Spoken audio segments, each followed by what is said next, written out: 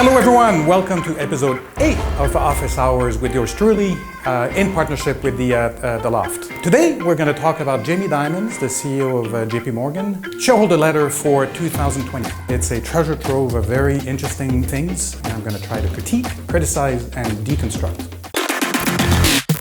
First of all, what does a bank do, right? What is the utility of a bank? Well, a bank takes risk, a bank sources risk, and a bank matches risk.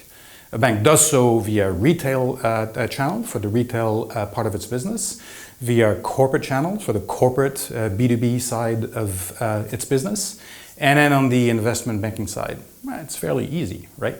But bankers, it seems, are really trying to obfuscate what a bank does. So, what did Jamie Dimon say? Jamie Dimon said that JP Morgan is a very good corporate actor and citizen, and should be, because that's what banks do.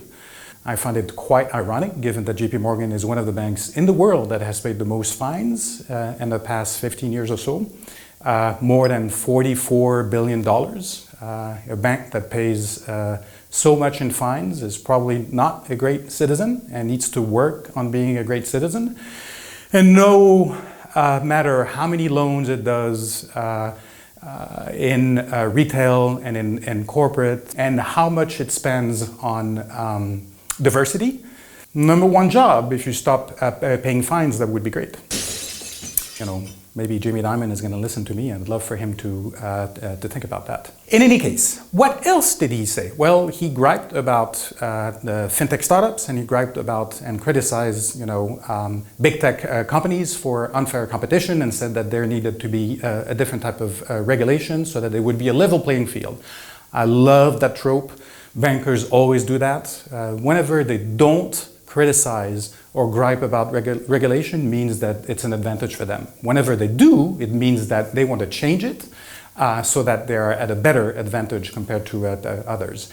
I think it's a bit rich for a banker and for Jamie Dimon to criticize a lack of regulation or poor regulation on the fintech ecosystem or on big tech. Especially as far as I can see, fintech startups have not stolen a lot of business from banks. Now, big tech companies, that's a different story.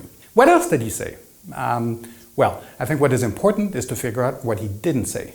I looked at the shareholder letter, it's in PDF, you can look and read it, and I did some searches. Cloud and cloud computing came out, I think, a dozen times, which means that cloud is top of his mind. That's good. Smartphones, mobile, I think it came out only once in the entire shareholder letter, and I think that's a big omission. And it probably means that big bankers like Jamie Dimon and big companies like JP Morgan have not fully realized that there is a shift happening on the distribution of either content or product or services, right? Your smartphone is your central nervous system.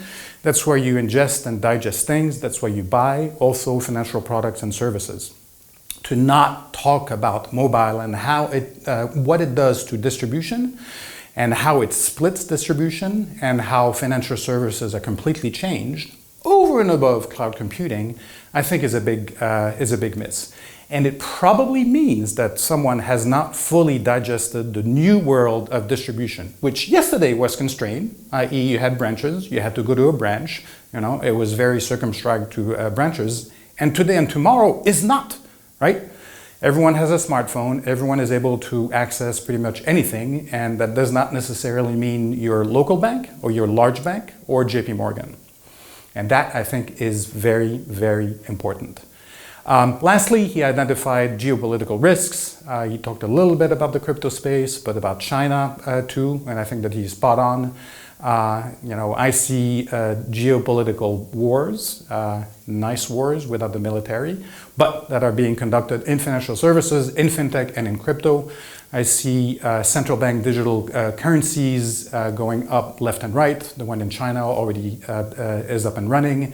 I see that as a potential threat to the dollar, and every US bank, and JP Morgan notably, is basically stronger because the dollar is a reserve currency.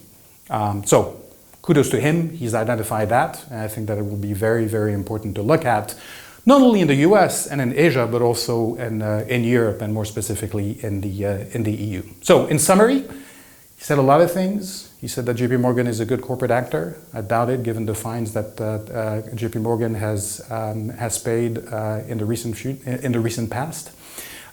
He didn't talk too much about mobile, and I'm not sure if there's a real understanding of how distribution has changed. And he talked about geopolitical risks, which I think are spot on. I encourage you to go and fetch his shareholder letter for 2020 and to read it because it's quite interesting. Goodbye.